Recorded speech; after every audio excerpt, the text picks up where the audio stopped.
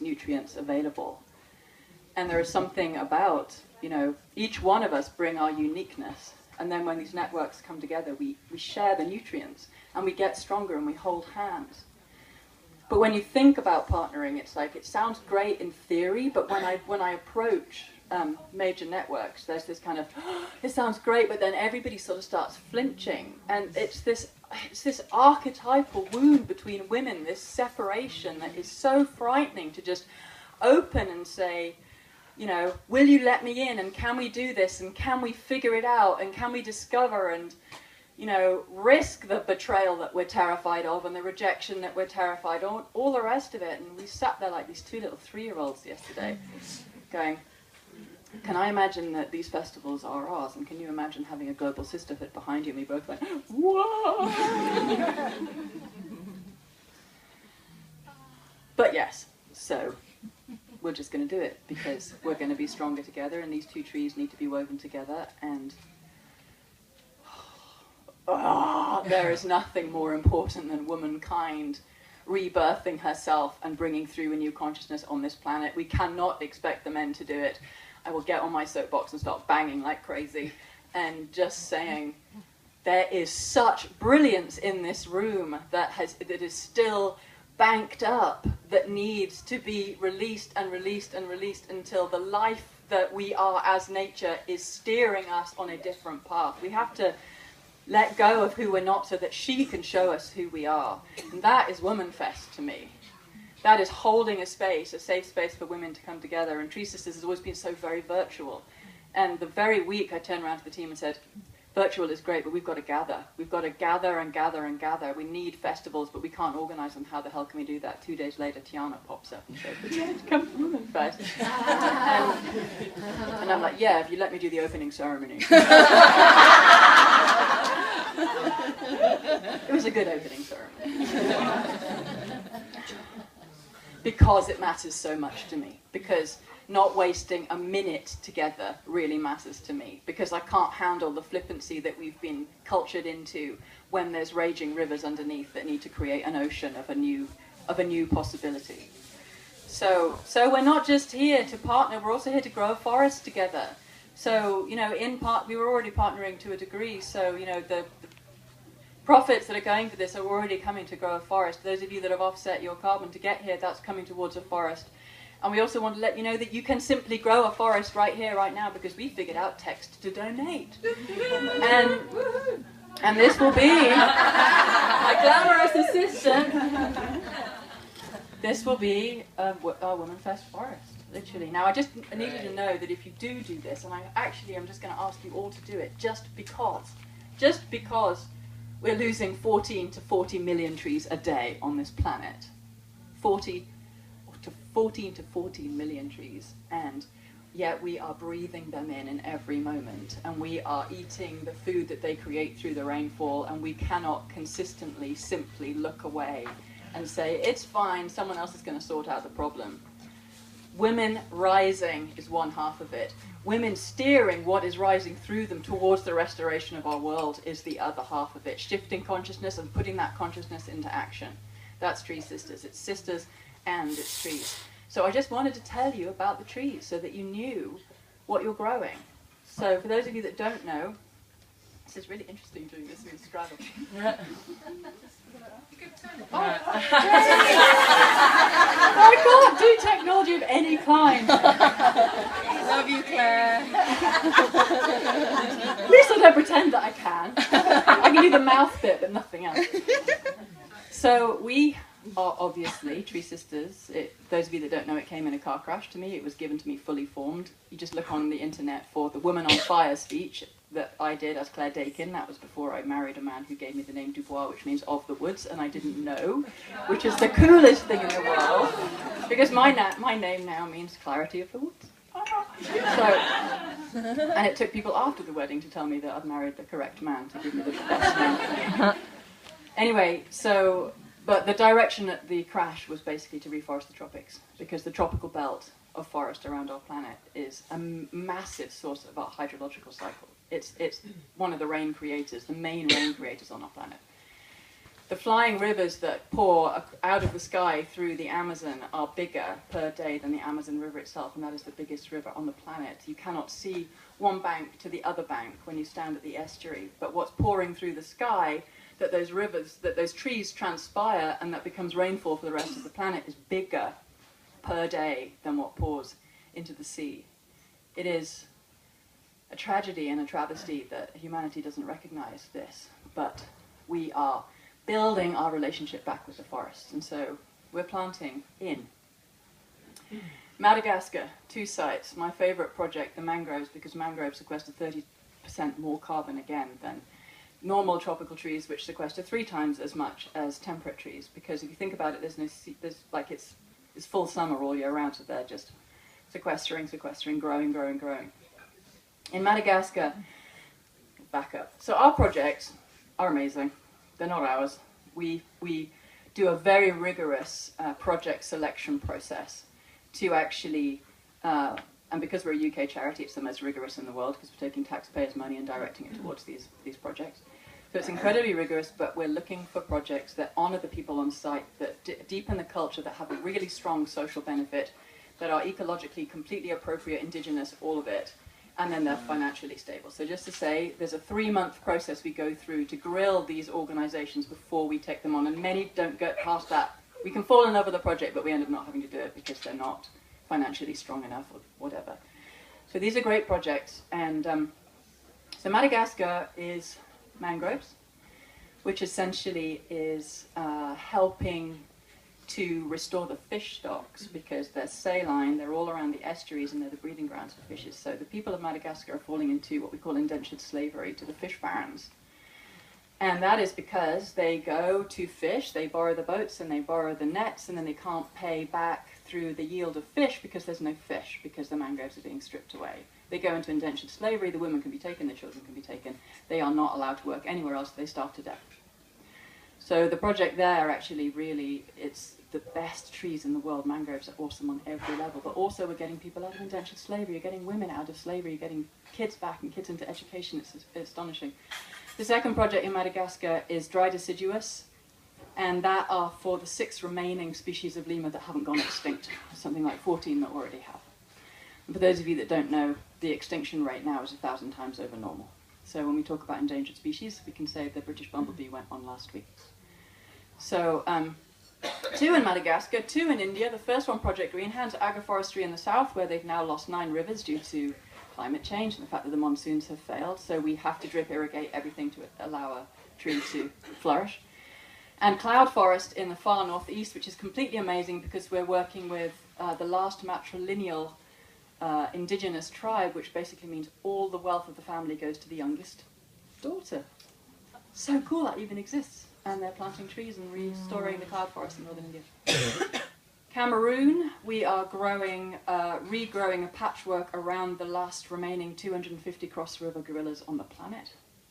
It's also mountains, so that is the watershed that then replenishes all the lowland for agriculture. Same in Mount Kenya, where we're also reforesting the east and the north slopes of Mount Kenya. Again, it's turning rapidly to desert. They're losing their crops. If you lose the forest on the mountains, it's the forest that captures, like as the warm air, that's good, rises and cools and condenses. If there's no forest, it simply runs off, and it doesn't go into the aquifers, and then it doesn't become the rivers and the streams. So the forest captures it, puts it down in their roots, goes into the groundwater, then it nourishes everybody else.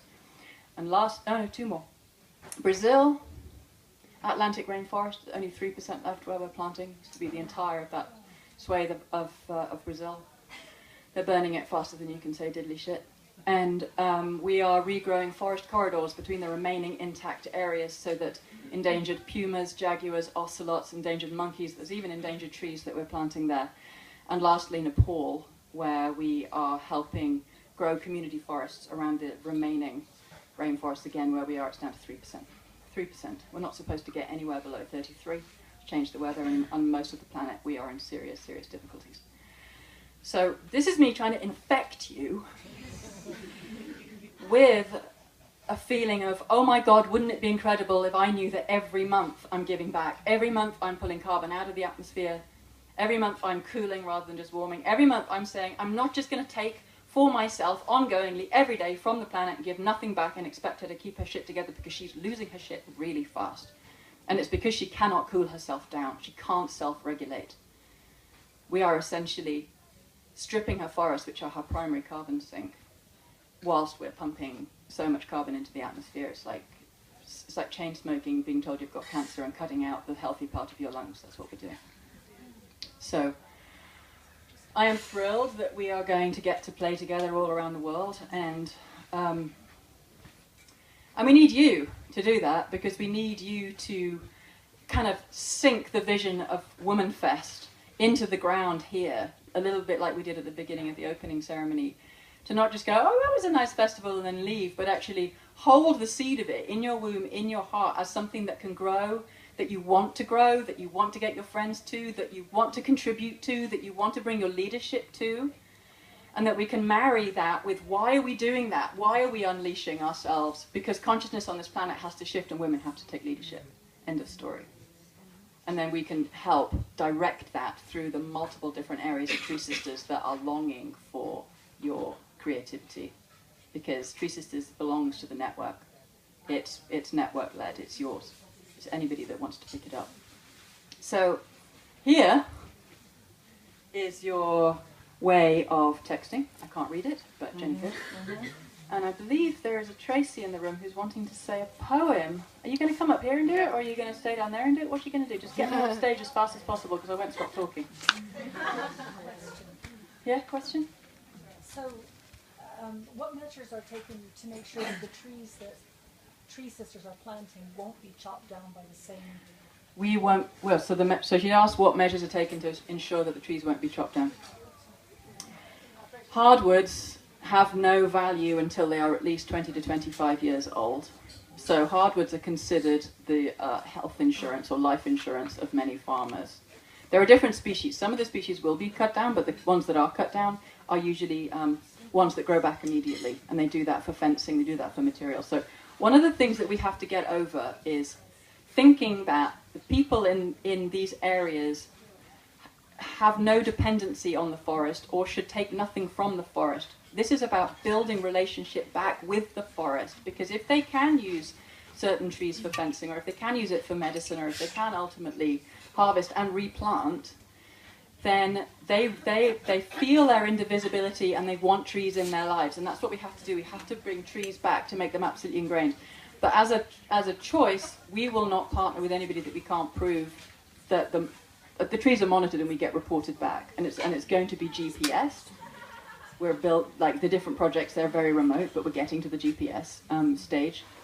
But it's part of the due diligence process that we go through. It's finding out exactly how they treat the trees, who's protecting them. Many of the projects have guards, and the locals are actually employed to guard them, because otherwise people just come straight in, or they bring their animals in, or they want to burn them. So they'll be also paying for people who deal with fire, especially in Madagascar, because in many countries around the world, the reason they get rid of forest is because they're taught that the fresh new shoots of grass are best for the cattle. So they'll wipe out entire forests just to put beef on the land, essentially. And the forest goes and the forest starts coming back and they burn a lot again. So we have to make sure that we're working with organizations there who are rigorous about fire, rigorous about poaching, rigorous about people coming in. And it's all part of that process, and those that tick all those dots, then we work with them. And we can still have fires, and we can still have floods, and we can still have disease.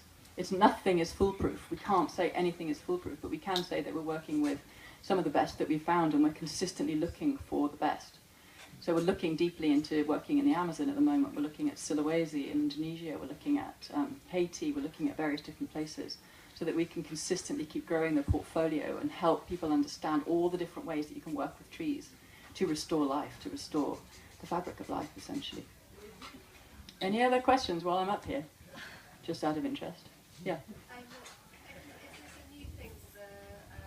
Is this a new thing? It's a new thing. We've never done text to donate. So if everybody could commitment to either Insta or Facebook or whatever, like in the next hour or two, that could provide Beautiful. surge of interest. It could provide. Well, it'll provide some it'll provide you with a way of very easily making a donation now without having to wade through our donation system inside of Tree Sisters. My deepest wish would be that every single one of you would actually come into Tree Sisters and make a proper donation and set it up monthly, because we're taking monthly, we're warming monthly. And the whole purpose of Tree Sisters is to normalize giving back. That's the thing. We're trying to make the cultural shift from a consumer species to a restorer species, where restoration is embedded into our lives as a new aspect of humanity. Like, it has to become normal or it's over. Like, it's over, essentially. We're running out of time so badly now. And the old systems, which are very much patriarchal, they can't get out of the exploitative domination mindset. And the mindset has to change. And the mindset is actually it's like a psychic structure. You know, it's an energetic structure. So if we are, you know, in our subtlety as women, can actually engage with that and no longer withdraw our energy from it, and start putting our energy towards the thing that we want, which is a restorative consciousness. If we make it normal, it has to start with us making it normal. And then the more of us that make it normal, the more of us that make it normal, it starts to become this new rhythm of generosity, giving back, giving back, giving back, giving back. And then how do we give back from our businesses? How do we give back from our charities? How do we give back? Give back. Because it's just been take, take, take, take. That's all it's been for thousands of years. This is our moment. Can we switch it? And what I was told in the car crash is that it's women have to shift it. Feminine consciousness has to be reinstated. Women have to remember who and what they are, or it's over. Literally, that's what I heard. And it was a very strong voice that just said, women have to remember who and what they are. Feminine consciousness has to be reinstated, or it's over. And that is a really beautiful offer as well. If you wanna take a photo of that and share it, great. And just invite others.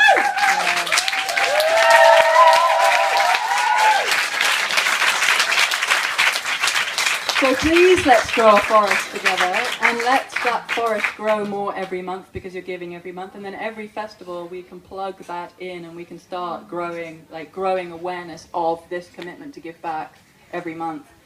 And where's this floating poem? Here she is. Come on. This is Tracy.